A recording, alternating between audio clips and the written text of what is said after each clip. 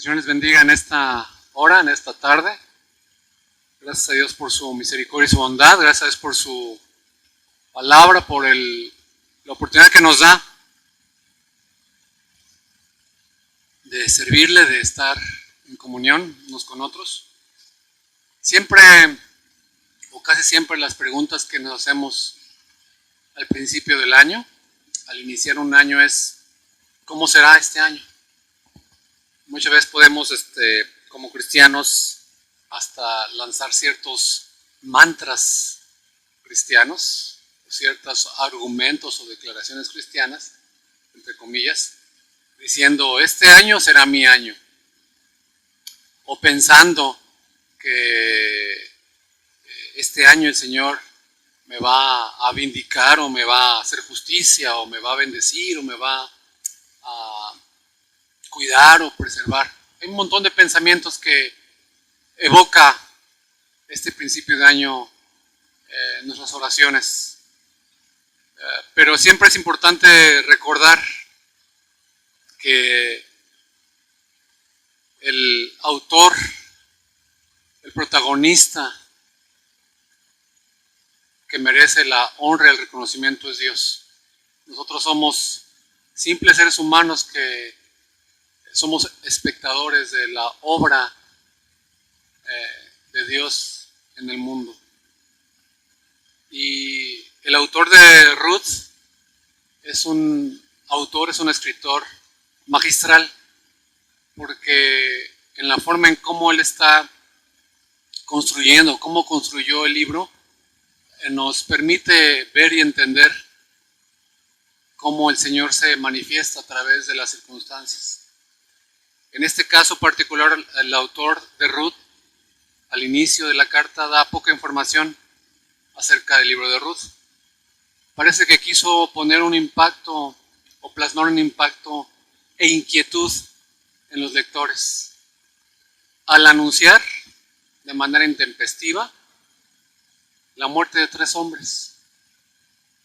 Y esto sucede en los primeros 5 versículos de Ruth. Vamos a orar para que el Señor nos ayude en esta mañana. Te bendecimos en esta mañana, Señor. Te damos muchas gracias, Padre, porque tu palabra es verdad. Tu palabra es la ley. Tu palabra es la regla de fe y conducta que hacemos bien en buscar y seguir. Te suplicamos, Señor, que abran sus corazones para mirar las maravillas de tu ley. Abran su entendimiento para poder comprender lo que tu palabra tiene para nosotros. Que tu Espíritu Santo use tu palabra, Señor, para convencernos de justicia y de juicio y de pecado. Que el Espíritu Santo use tu palabra para quebrantarnos, pero también para levantarnos con tu gracia y tu verdad. Que tu nombre sea exaltado, Señor. Que tu palabra sea glorificada. Que tu palabra sea enviada a lo profundo de nuestros corazones, Señor. Y regrese a ti con fruto. Que este año 2025 podamos gozarnos en Cristo, la esperanza de gloria. Que podamos confiar y descansar en ti, independientemente de las circunstancias que nos toque vivir, Padre. Que podamos recordar que tú eres un Rey soberano, dueño del mundo y de las circunstancias. Te bendecimos y te honramos, Señor, y en tus manos encomendamos este tiempo para que tú seas glorificado, para que tú seas honrado, Padre, por Cristo Jesús. Amén. Voy a leer yo la Nueva Traducción Viviente, esos primeros 5 versículos. Ustedes lo pueden seguir en sus Biblias o en su pantalla. En los días en que los jueces gobernaban a Israel, ¿recuerdan ustedes la idea de cómo termina el libro de Jueces? ¿Recuerdan? Y cada uno hacía lo que mejor le parecía. Dice aquí, en los días en que los jueces gobernaban Israel, un hambre severa azotó la tierra. Por eso, un hombre de Belén de Judá dejó su casa y se fue a vivir a la tierra de Moab, junto con su esposa y sus 2 hijos. Eso lo dice el versículo 1. ¿Recuerdan ustedes quiénes son los moabitas? ¿De dónde nacieron? De la unión de Lot con su hija mayor, la primogénita. Después de salir huyendo de Sodoma, se van a una cueva y la hija mayor emborracha al padre y tiene relaciones sexuales con su papá, y de ahí nacen de una relación ilegítima los moabitas. Él se va, Elimelec, con su esposa y sus hijos, se va a esa tierra. Versículo 2 dice, el hombre se llamaba Elimelec y el nombre de su esposa era Noemí. Sus dos hijos se llamaban Mahalón y Kelión. Eran efrateos de Belén, en la tierra de Judá. Así que cuando llegaron a Moab, se establecieron ahí. El nombre de Elimelec significa Dios es mi rey. El nombre de Noemí, que es la esposa, significa placentera. Guarden en su mente estas definiciones, estas descripciones, porque vamos a seguirlas usando después, más adelante. Elimelec, Dios es mi rey. Noemí, placentera. Versículo 3.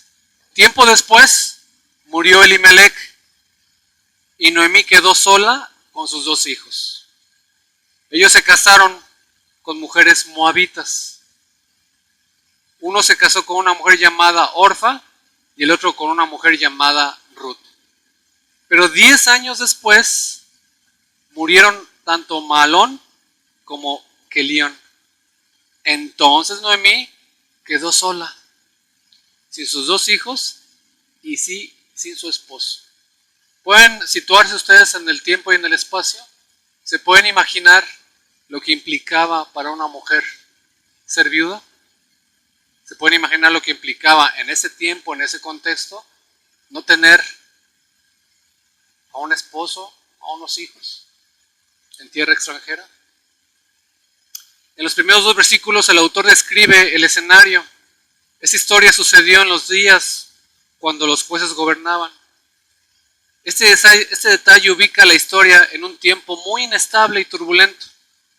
Además hace una referencia indirecta a la necesidad de un rey del linaje de Judá.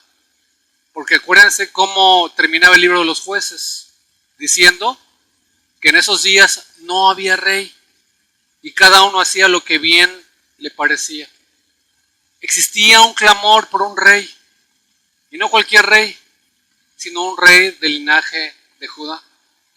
Así es que el primer inclusio del libro, así se llama esta herramienta literaria, inclusio, es una técnica literaria que un autor puede utilizar para empezar y terminar con la misma idea.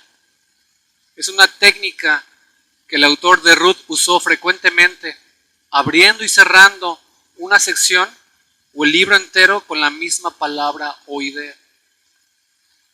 Y aquí abre el libro señalando la época en la cual necesitaban un rey y terminando el libro anticipando la llegada del rey de Judá. Todavía en el primer versículo encontramos que hubo un hambre en la tierra de Judá, incluyendo en la ciudad de Belén. Belén, hermanos, la palabra Belén significa casa de pan. Hambre en la casa de pan. Este hecho habría recordado a los lectores originales del hambre durante el tiempo de Jacob y sus hijos, lo cual les obligó a ir a Egipto. Y aquí tenemos otra emigración en esta historia. Esa hambre fue el motivo para que se fueran a Moab. Un hombre con su esposa y sus dos hijos. Ahora los moabitas eran parientes lejanos de los judíos, quienes no dejaron pasar cuando salían de Egipto. Intentaron maldecirlos y los introdujeron a la inmoralidad. Por eso ellos fueron excluidos de la asamblea de Israel.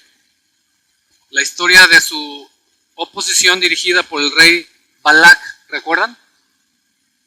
Y el profeta Balaam está en Números 22 al 25. Y luego su exclusión está registrada en Deuteronomio 23, 3 al 6. El hombre que emigró de Judá, de casa de pan, se llamó Elimelec, que significa mi Dios es rey. Y el nombre de Noemí, como se lo repetí, de su esposa, está relacionado con la palabra que significa placentera o placentero. Así que tenemos varias ironías en esos primeros versículos. El Señor, mi Dios, es rey, y su esposa placentera tuvieron que emigrar desde la casa de pan, donde no había pan. ¿Se van situando ustedes en el tiempo y en el espacio, en este relato bíblico?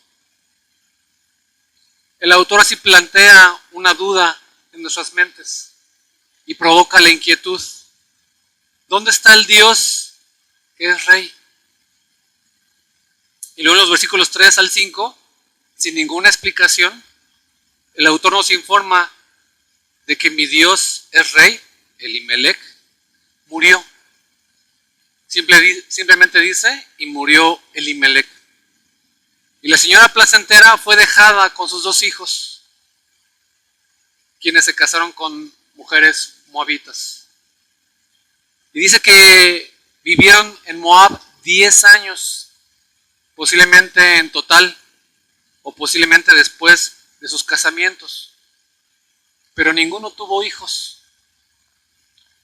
Luego otra vez, sin ninguna explicación, el autor nos informa de que los 2 hijos murieron también. En el versículo 5 dice simplemente, murieron también los 2, Mahalón y Kelión. Y luego concluye esta sección llamando a placentera simplemente la mujer, dejándola anónima, sin siquiera mencionar su nombre. Ella fue dejada, esta vez sin hijos y sin esposo. ¿Se pueden imaginar el tono, los sentimientos que evoca este relato? Ponte en el lugar de Noemí. ¿Cómo te sentirías, mujer? Hermano, ¿cómo te sentirías teniendo que moverte de tu lugar de origen para buscar comida? ¿Qué emociones, qué pensamientos traería a tu mente este escenario? Aquí tenemos otro inclusio, en el versículo 4:16, donde el autor utilizó la misma palabra para referirse a un hijo. Es más como la palabra niño en el versículo 5, capítulo 1. Fue dejada sin niños. Y luego en el capítulo 4:16 dice que tomó al niño. Así concluye la introducción. Con placentera, Noemí, sola, extranjera y sin apoyo varonil en un mundo dominado por los hombres, sobre todo económicamente. Quedaron 3 mujeres sin esposos y sin hijos. Además, esas tragedias extinguieron el linaje de Elimelec, lo cual se consideró una tragedia mayor en Israel. Ahora tenemos muchos avances, ahora tenemos muchas comodidades, pero ¿se pueden imaginar lo que implicaba no tener hijos en la antigüedad? ¿Qué implicaba eso? No tener la promesa de que tu nombre, de que tu historia, de que tu familia pudiera seguir existiendo. Termina esta sección en una queja de una mujer desamparada. Segunda de Samuel 14:7 dice, así extinguirá el ascua que me queda, no dejando a mi marido nombre ni remanente sobre la superficie de la tierra. Esa fue la situación de Elimelec. En otras palabras, hermanos, fueron 3 hombres y 3 mujeres que necesitaban urgentemente ser rescatados de extinción, de ser eliminados. Las mujeres por hambre y los hombres por no tener hijos propios. Las 3 mujeres viudas necesitaban comida y los 3 hombres muertos necesitaban descendencia. Y en esa situación parecía imposible satisfacer esas necesidades. No había pan y no había posibilidad de descendencia. Pero luego tenemos un interludio en la segunda parte del versículo 6. Dios había visitado a su pueblo. Aquí tenemos el primer rayo de esperanza en el libro. Noemí escuchó que Dios había visitado a su pueblo. Una palabra que recuerda a otras visitaciones especiales. A veces Dios visitaba a su pueblo para maldición y otras veces para bendición. Y dos de estas visitaciones especiales registradas en el Antiguo Testamento fueron a mujeres sin hijos. En Génesis 21:1, Dios visitó a Sara. En Éxodo 4:31, Dios visitó a su pueblo. Y en 1 Samuel 2:21, Dios visita a Ana, otra mujer sin hijos. Y aquí dice que Dios visitó a su pueblo y la explicación fue para darles comida. La segunda parte del versículo 6 lo registra así.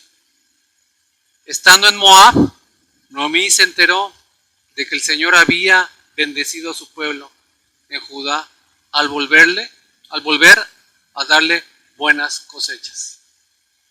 La palabra alimento tiene las mismas consonantes que la palabra pan. Así que de nuevo, hermanos, la casa de pan, Belén, tuvo pan. Y también aquí tenemos otra palabra significativa que el autor va a retomar en la conclusión al final del libro de Ruth. Y es el verbo dar. Dios había dado alimento a su pueblo.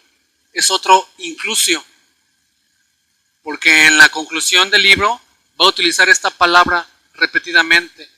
Y este inclusio, hermanos, sirve para abarcar toda la acción del libro, como obra de Dios al principio. Da esa palabra, Dios dio.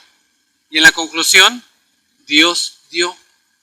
Y todas las acciones que intervienen entre estos regalos de Dios, el iniciar o el inicial y al final, son también obra de Dios. Y así inicia la fascinante historia en este libro de Ruth. Hermanos, hermanas, todo lo que el Señor permita en este 2025 es obra de Dios. Nada escapa a su dominio, a su decreto, a su determinación. En el versículo 6 encontramos un vislumbre de esperanza, porque estando en Moab, la señora placentera, Noemí, había escuchado que el Señor había visitado a su pueblo, dándole alimento. Seguimos la historia en este versículo 6. Entonces Noemí y sus nueras se prepararon para salir de Moab y regresar a su tierra natal.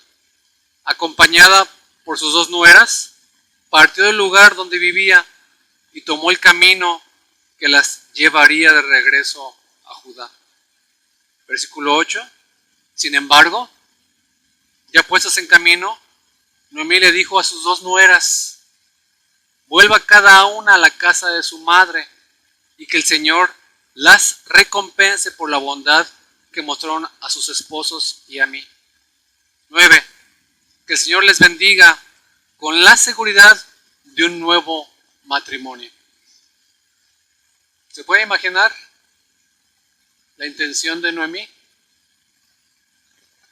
Entonces les dio un beso de despedida y todas se echaron a llorar desconsoladas. Versículo 10. No, le dijeron, queremos ir contigo. ¿Qué responde Noemí en el versículo 11? ¿Por qué habrían de continuar conmigo? ¿Acaso puedo tener más hijos que crezcan y sean sus esposos? Versículo 12. No, hijas mías, regresen a la casa de sus padres, porque yo soy demasiado vieja para volverme a casar. Aunque fuera posible y me casara esta misma noche y tuviera hijos, varones, entonces, ¿qué? Versículo 13. ¿Esperarían ustedes hasta que ellos crecieran y se negarían a casarse con algún otro? por supuesto que no, hijas mías. La situación es mucho más amarga para mí que para ustedes. Porque el Señor mismo ha levantado su puño contra mí. Así dice la versión Nueva Viviente. 14. Entonces volvieron a llorar juntas y Orfa se despidió de su suegra con un beso, pero Ruth se aferró con firmeza a Noemí. 15. Mira, le dijo Noemí, tu cuñada regresó a su pueblo y a sus dioses. Tú deberías hacer lo mismo. Pero Ruth respondió, no me pidas que te deje y regrese a mi pueblo. A donde tú vayas, yo iré. Donde quiera que tú vivas, yo viviré. Tu pueblo será mi pueblo y tu Dios será mi Dios. Versículo 17.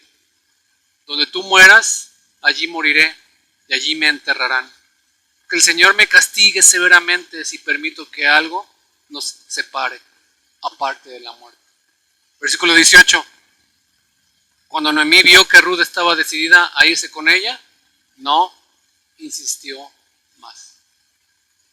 ¿Qué le estaba diciendo Noemí, hermanos? A sus nueras, se fue la palabra. No tengo nada que darles. Véanme, lo que tengo es lo que soy. No tengan esperanza en mí, porque no la tengo. A la luz de la visitación de Dios, hermanos, la señora placentera, Noemí, decidió regresar a su país y sus nueras la acompañaron. Luego en el camino Noemí despide a sus dos nueras con una bendición, deseándoles el favor. En hebreo significa Gesed del Señor. Y descanso en la casa de nuevos esposos. Este concepto de Gesed, del favor del Señor, es muy importante en el libro también. Y aquí tenemos la primera instancia de esa palabra. Ellas respondieron con llanto y protesta. Y luego Noemí replicó con 3 argumentos contundentes. El primer argumento que Noemí dice, ella ya no tenía esperanza de casarse ni de tener hijos. Segundo argumento, aunque pudiera tener hijos, no les convendría esperarlos. Y tercer argumento, la mano del Señor ha salido en su contra. Es decir, Dios estaba en contra de Noemí, en contra de la señora placentera. Orfa reconoció lo sólido de los argumentos de Noemí y se despidió de ella con un beso, llorando y alejándose de ella. Pero Ruth no la soltó. Noemí seguía insistiendo con Ruth, usando el ejemplo de Orfa como modelo. Pero Ruth, ¿qué hizo? Se rehusó a separarse de Noemí, identificándose con Noemí, con su pueblo y con su Dios perpetuamente, haciendo un juramento muy fuerte, diciendo que solamente la muerte la iba a separar de Noemí. Aunque en el Antiguo Testamento, hermanos, no tiene un concepto muy desarrollado de la conversión, este incidente que estamos viendo ahorita parece ser la profesión de fe de Ruth. Es extraordinaria su fe, porque no había visto Ruth evidencia de la bondad de Dios en Noemí. Ese Dios que es rey no había sido visto de manera clara por parte de Ruth. Y además de ser una profesión extraordinaria de fe, fue una expresión extraordinaria de amor hacia la apachurrada, que no podía ofrecerle nada a cambio. A veces nosotros nos preocupamos porque no vemos ningún indicio de fe salvadora en la gente que nos rodea, en nuestros hijos, en nuestra familia. Y a veces es bueno, ¿saben? Porque la salvación es del Señor. No son tus métodos, no es lo que tú posees, es lo que Dios hace a través de tu vileza, de tu incapacidad. Así que Ruth nos da un ejemplo, hermanos, de la fe que obra por el amor. Como Pablo lo dice en Gálatas 5:6, lo importante es la fe que se expresa por medio del amor. Seguimos leyendo su llegada a Belén, a la casa de pan, versículo 19. De modo que las dos siguieron el viaje. Cuando entraron a Belén, todo el pueblo se conmocionó por causa de su llegada. ¿De verdad es Noemí?, preguntaban las mujeres. 20. No me llamen Noemí, contestó ella. Más bien, llamadme Mara, porque el Todopoderoso me ha hecho la vida muy amarga. 21. Me fui llena, pero el Señor me ha traído vacía a casa. Ruego al Señor que cada uno de ustedes, y que ustedes oren por mí, que el Señor nos atraiga hacia Él mismo vacíos, para que Él sea el que nos llene. Cuando tú llegas con tus manos llenas de ti mismo, de tus propios argumentos, de tu propio valor, de tu propia idea, ¿qué le puede servir al Señor eso que tú traes? Qué bendición cuando el Señor nos atrae a Él mismo vacíos, humillados, quebrantados, derrotados. Es ahí cuando el Señor llena tu corazón, llena tus manos a manos llenas. Que el Señor nos haga volver como Noemí, vacíos. ¿Por qué llamarme Noemí cuando el Señor me ha hecho sufrir y el Todopoderoso ha enviado semejante tragedia sobre mí? Versículo 22. Así que Noemí regresó de Moab acompañada de su nuera Ruth, la joven moabita. Llegaron a Belén a fines de la primavera, al comienzo de la cosecha de la cebada. Tenemos aquí una acusación en contra de Dios. El versículo 20, ella ya había acusado a Dios de estar en su contra.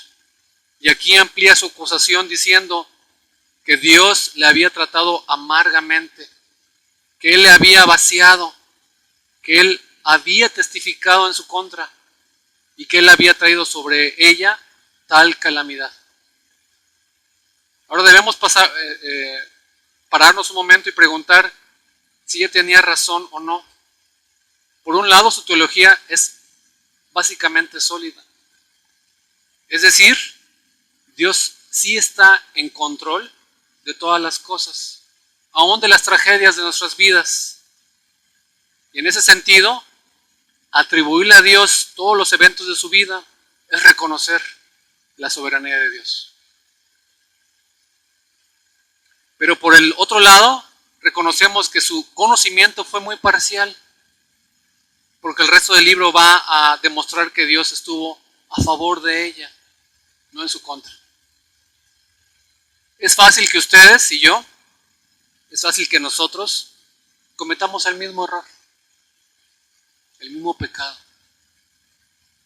Juzgar la actitud de Dios hacia nosotros basándonos en nuestras circunstancias actuales, pasadas o futuras. Si nos va bien, concluimos que Dios nos ama. Si nos va mal o difícil en la vida, concluimos que Dios está en nuestra contra. La medida correcta de la actitud de Dios hacia nosotros, hermanos, no son nuestras circunstancias anteriores, actuales o futuras, sino la cruz de Cristo. Ve la cruz, ahí puedes ver la actitud de Dios hacia ti. No está en tu contra, al contrario, está a tu favor. Como Pablo argumentó en Romanos 8, 31 y 32. Entonces, ¿qué diremos a esto? Si Dios está por nosotros, ¿quién contra nosotros? El que no negó ni a su propio Hijo, sino que lo entregó por nosotros, por todos nosotros, ¿cómo no nos dará también junto con Él todas las cosas? Así que la muerte de Cristo es el argumento contundente a favor del amor de Dios para los que creen en Él. ¿Cuántas veces hemos caído en este pecado de pensar que Dios está en nuestra contra o a nuestro favor, según cómo nos vaya en la vida? Muchas veces estamos bien contentos en diciembre por el aguinaldo, ¿no? Nuestro rostro se llena de sonrisas, ¿no? Pero nomás empieza a pasar enero y esa sonrisa empieza a convertirse en una tristeza. Somos tan susceptibles de desconfiar del Señor. Somos tan volubles, tan niños en la fe.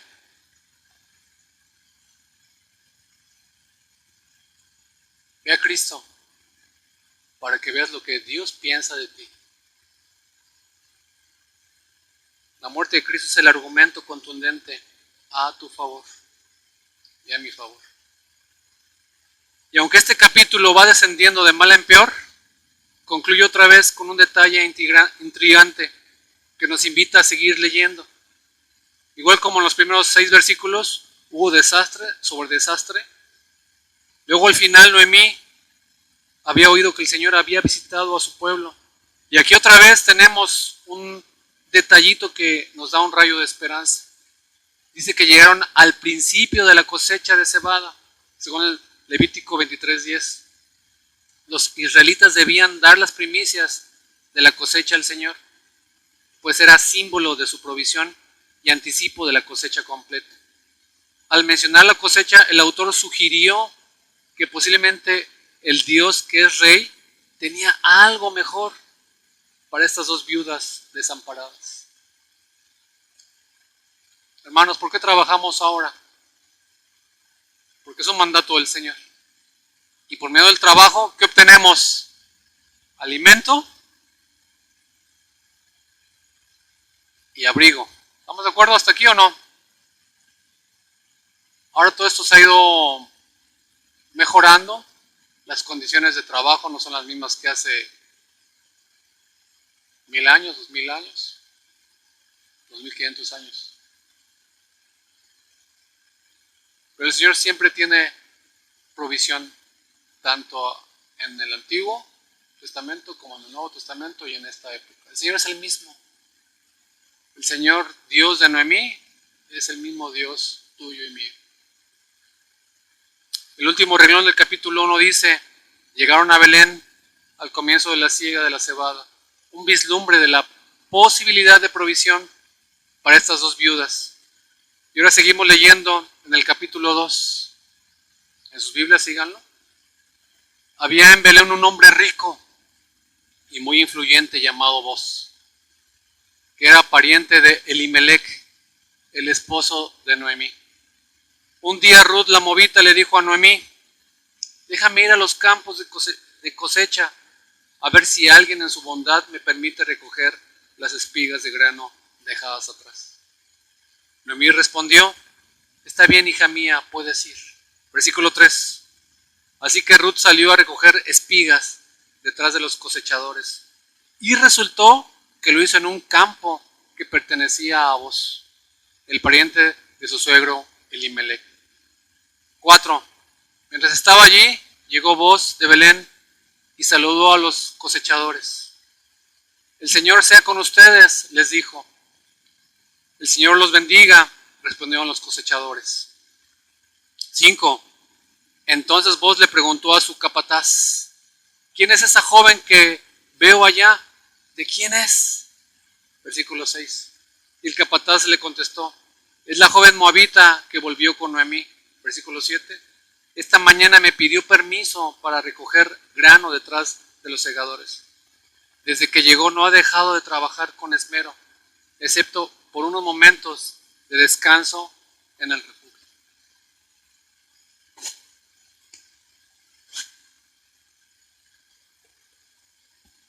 El autor, hermanos, de este libro presenta a Boz rápidamente. explica la relación que tiene Booz con Elimelech y así por lo tanto con Noemí. Lo presentó como un hombre rico y pariente de Elimelech. Y luego, sin decir más sobre Booz, introduce una conversación entre Ruth y su suegra. Ruth de alguna forma sabía de la costumbre en Israel de recoger espigas. Y ella pidió permiso de ir a recoger espigas. Ahora esas reglas sobre recoger espigas y dejar espigas para provisión del inmigrante, del huérfano y de la viuda se encuentra en Levítico y en Deuteronomio.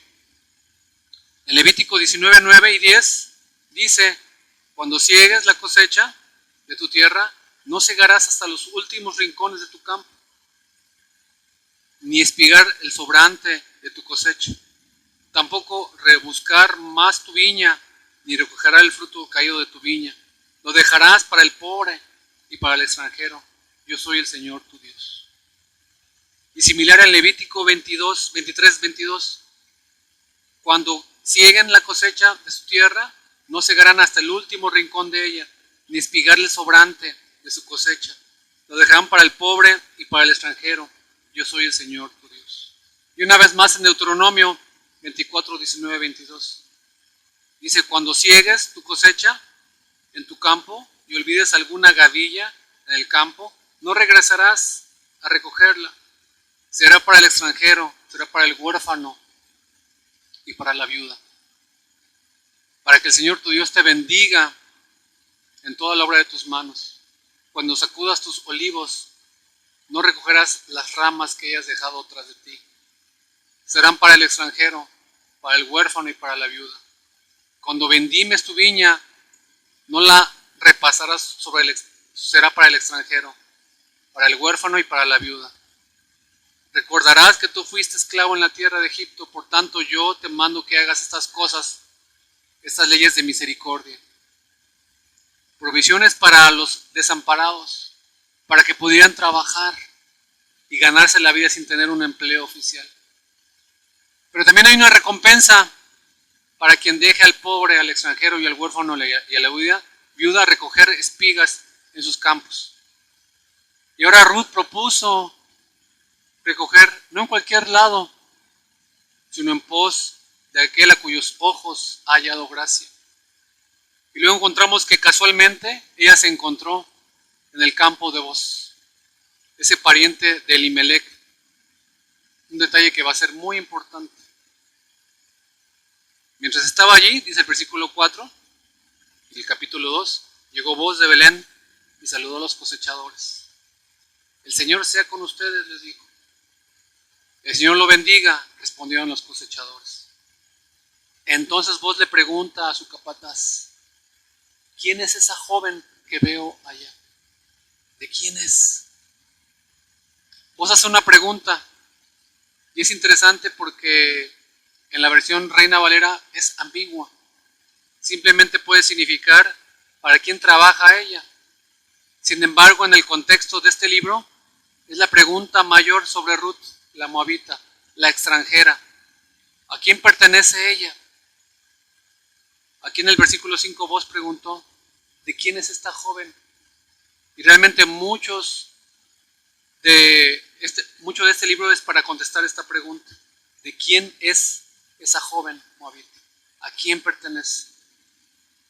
El encargado explicó que fue la moabita, aparentemente bien conocida, y encontramos que quizá de ignorancia, quizá de desesperación, o quizás con un espíritu audaz, Ruth había pedido recoger espigas, no solamente en el rincón de los campos, sino también entre las gavillas. El encargado lo reporta en el versículo 6. Es la joven moabita que volvió con Noemí. Esta mañana me pidió permiso para recoger granos detrás de los segadores. Desde luego que no ha dejado de trabajar con esmero, excepto por unos momentos de descanso en el refugio. Hermanos, vean la progresión de cómo Dios trata con los seres humanos. Una mujer moabita que era enemiga ¿de quién? Del pueblo de Israel. Una mujer extranjera que no tenía ningún derecho ninguna gracia, ninguna misericordia. Y Dios mismo introduce a esta mujer en un proceso de ser extranjera, de ser enemiga, de ser ajena, a ser ¿qué? Sierva. Y después de ser sierva, no me quiero adelantar, la incluye como una persona en Israel. Esa es tu historia. Tú eras enemigo de Dios. Tú eras ajeno al reino de Dios. Es Dios, en medio de las circunstancias, que Él te quebranta y empieza en ti un proceso de ingresarte a la familia de Dios a través de la justificación, a través de la adopción. Luego el versículo 7 es un poco ambiguo en la versión Reina Valera, como les decía, porque dice que vino y ha permanecido desde la mañana hasta ahora y solo se ha sentado en la casa por un momento. Esto puede significar que trabaja todo el tiempo sin descansar, o que quedaba allí de pie esperando la respuesta del encargado, ya que llegara el dueño del campo. Y luego tenemos la primera conversación entre Ruth y Boaz, empezando en el versículo 8. Boaz se acercó a Ruth y ¿qué le dijo? Escucha, hija mía, quédate aquí mismo con nosotros cuando recojas grano. No vayas a ningún otro campo. Sigue muy de cerca a los jóvenes que trabajan en mi campo. Versículo 9. Fíjate en qué parcela están cosechando y síguelas. Advertí a los hombres que no te traten mal. Y cuando tengas sed, sírvete de agua que hayan sacado del pozo. Fíjense qué interesante, hermanos. ¿Ven la progresión? ¿Ven el favor de Dios?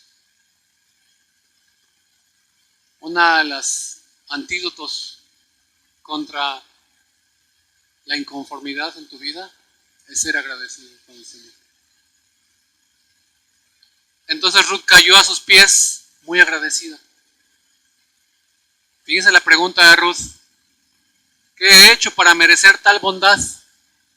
Le preguntó. No soy más que una extranjera. Sí, lo sé. Versículo 11 respondió Boaz. Pero también sé todo lo que has hecho por tu suegra desde la muerte de tu esposo. He oído que dejaste a tu padre y a tu madre y a tu tierra natal para vivir aquí entre gente totalmente desconocida. Que el Señor Dios de Israel, bajo cuyas alas viniste a refugiarte, te recompense abundantemente por lo que hiciste. Versículo 13. Espero continuar siendo de su agrado, Señor, respondió ella. Usted me consoló al hablarme con tanta bondad, aunque ni siquiera soy una de sus trabajadoras. ¿Pueden ver, hermanos, el agradecimiento de Ruth? El saber quién es ella y que no merece la gracia y la misericordia. Es un reflejo del nuevo nacimiento. Es una manifestación del creyente en Cristo.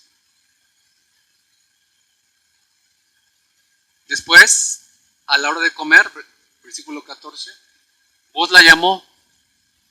Ven aquí y sírvete de la comida.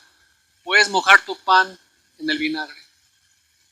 De modo que Ruth se sentó junto a los cosechadores y Boaz le dio a comer grano tostado. Ella comió todo lo que quiso y hasta le sobró.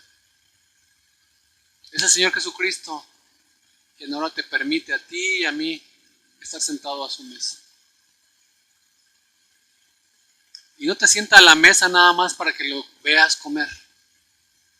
Él te da manos llenas para que tú te sacies de Él. Otra vez, hermanos, que este 2025 estés lleno del Señor Jesucristo. Estés completo, estés saciado en Él. Que estés asqueado de ti mismo. que estés harto y estés cansado de lo que tú eres, de lo que tú piensas, de lo que tú deseas.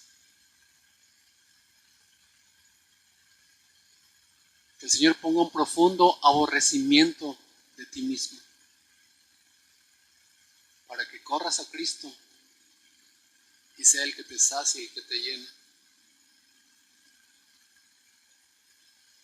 Cuando Ruth regresó a trabajar, Boaz ordenó a sus trabajadores, versículo 15, déjenla recoger espigas aún entre las gavillas y no se lo impidan. Versículo 16, además arranquen de los manojos algunas espigas de cebada y déjenlas caer a propósito. Permítanle recogerlas y no la molesten. Boaz habló con Ruth, hermanos, diciéndole que recogiera espigas solamente en su campo. Le dijo que se quedara cerca de sus trabajadoras y así efectivamente introduciéndola en su propio círculo y dándole un paso más hacia la inclusión en Israel. Es decir, está empezando a contestar su propia pregunta de quién es esta joven. Ahora Ruth, la moabita, está recibiendo el estatus de criada de Boaz y además dio instrucción a los jóvenes a no molestarla. Y le dio acceso al agua, introduciéndola en el círculo de sus trabajadores. Y el versículo 9, cuando tengas sed, ve a las vasijas y bebe agua que sacan los siervos. Y Ruth responde con mucha gratitud, reconociendo lo que había mencionado antes, aquel a cuyos ojos halle gracia. Usando ese mismo lenguaje, ella preguntó, ¿por qué ha hallado gracia ante sus ojos? Y aquí tenemos una interesante combinación, hermanos. Ruth estaba postrada a los pies de Boaz, pero al mismo tiempo pidiéndole, casi exigiéndole una explicación de su bondad. Resulta que Boaz ya había escuchado de ella y todo lo que había hecho Noemí, por Noemí. La expresión aquí dejar a tu padre y a tu madre aparece solamente en dos lugares en el Antiguo Testamento. Aquí, en el libro de Ruth, y en Génesis 2:24, como la explicación del matrimonio. Así que el narrador, el que escribió la carta de Ruth,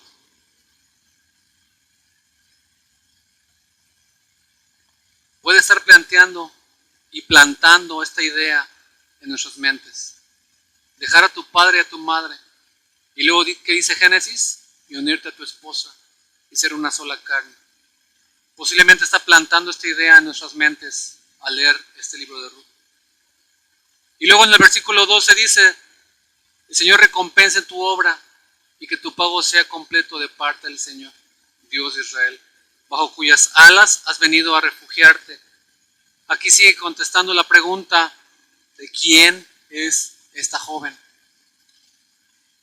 Ahora no solamente es parte del círculo de los trabajadores de Boaz, sino también bajo las alas del Dios de Israel, perteneciendo a Él.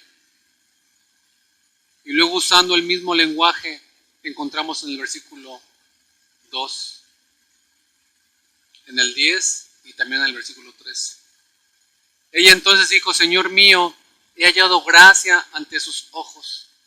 Ella reconoció que Boaz le había elevado el estatus de una sierva en su casa. Y aunque ella sabía que oficialmente no estaba incluida en Israel, dice, en verdad ha hablado con bondad a su siervo, aunque yo no soy ni como una de sus criadas. Así dejando un poco ambiguo el estatus en la casa y en el grupo, en el círculo de Boaz. Y luego a la hora de comer, Boaz excedió su generosidad anterior, invitando a unirse con sus trabajadores. Hermanos, como decíamos en la mañana,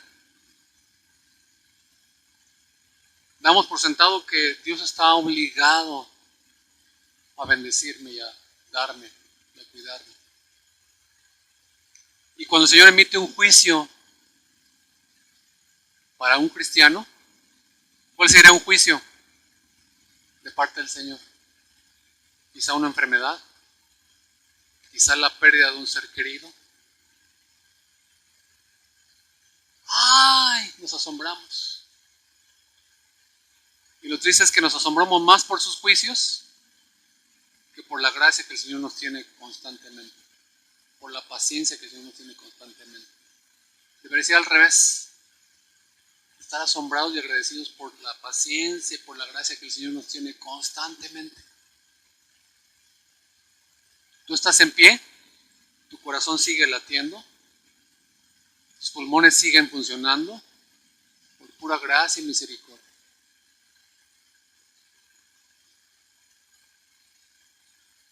El versículo 14, Boaz le dijo a Ruth, ven acá para que comas el pan y mojes tu pedazo de pan en el vinagre. Pues ella se sentó junto a los segadores como si fuera parte de ellos. Y luego Boaz mismo le sirvió grano tostado y ella comió hasta saciarse. Y aún le sobró. Y su última bondad en esa sección fue que Boaz dio instrucciones a sus siervos que dejaran que Ruth recogiera entre las gavillas sin corregirla y además sacar un poco de grano de los manojos y dejarlo en el camino para que lo recogiera más fácilmente. Entonces, hermanos, ¿qué tenemos en esta sección, en este capítulo 2? Tenemos los primeros pasos hacia la inclusión de la extranjera en el pueblo de Dios. Y aunque no dice nada acerca de la dirección de Dios, es obvio que Dios ha estado orquestando todos los eventos de esta historia, guiando la vida de Boaz y de Ruth. Y como vamos a ver pronto en los siguientes capítulos más adelante, Noemí también es beneficiada, es cubierta por la gracia y misericordia de Dios. Boaz, Ruth, Noemí, ellos simplemente actuaban de acuerdo a sus propios principios y sus voluntades y sus necesidades y las circunstancias. Pero Dios es el que guiaba la historia, igual como lo hace hoy en tu vida y en mi vida. Y también hay otra cosa que no podemos dejar pasar o escapar: la combinación irresistible de fuerza y gentileza entre el trato de Ruth y Boaz. Lo que hace esa combinación tan interesante y tan cautivante es que es una señal que prefigura, que anunciaba a aquel que limpió el templo con enojo y también lavó los pies de sus discípulos. Aquel que denunció con severidad la hipocresía religiosa y también cenó con la escoria de la sociedad. El que calmó el mar y tocó al leproso. El que creó el universo y también descendió y murió en una cruz en rescate por muchos. Este libro está hecho, hermanos, para preparar, para anunciar el que tendría que venir. No te vayas con la finta. La historia principal no es Ruth y Boaz. La historia principal, el protagonista principal es Dios, como redentor, como proveedor, como dueño y señor de las circunstancias. Es una bendición poder leer y ver cómo el Señor nuevamente nos recuerda y nos deja un testimonio escrito, históricamente también, para que tú confíes en el Señor, para que tú vengas a sus pies y te humilles, para que dejes tu orgullo, tu autosuficiencia, tus planes 2025, tus decretos. Decreto que este 2025 desecha esas tonterías, para que te acerques al Señor en humildad, te acerques al Señor en confianza. Y si Él levanta su fuerte e implacable mano sobre ti, tú ores y digas, Señor, hágase tu voluntad. Es gracias a la obra del Señor Jesucristo, hermanos, que estamos aquí. Y eso debería ser suficiente para sonreír, para llenar tu corazón de gozo y alegría. Desde aquí podemos ver muchas veces el lenguaje corporal, resistencia, rechazo, orgullo. Que el Señor Jesucristo rompa y quebrante y humille tu corazón. Que el Señor Jesucristo te haga volver a Él vacío, vacía, este 2025, para que sea Él el que te llene de su provisión, de su gracia, de su misericordia. Y para que cuando te sientas apachurrado, amargado, desconsolado, solo o sola, sin esperanza, puedas gritar y decir, Jesucristo es mi esperanza. Jesucristo es mi proveedor. Jesucristo es mi Señor y mi Salvador. ¿Qué más necesito? Que tu persona obrando en mí. Oremos. Te bendecimos y te honramos, Señor, esta tarde. Gracias por tu palabra, gracias por tu testimonio a través de tu palabra.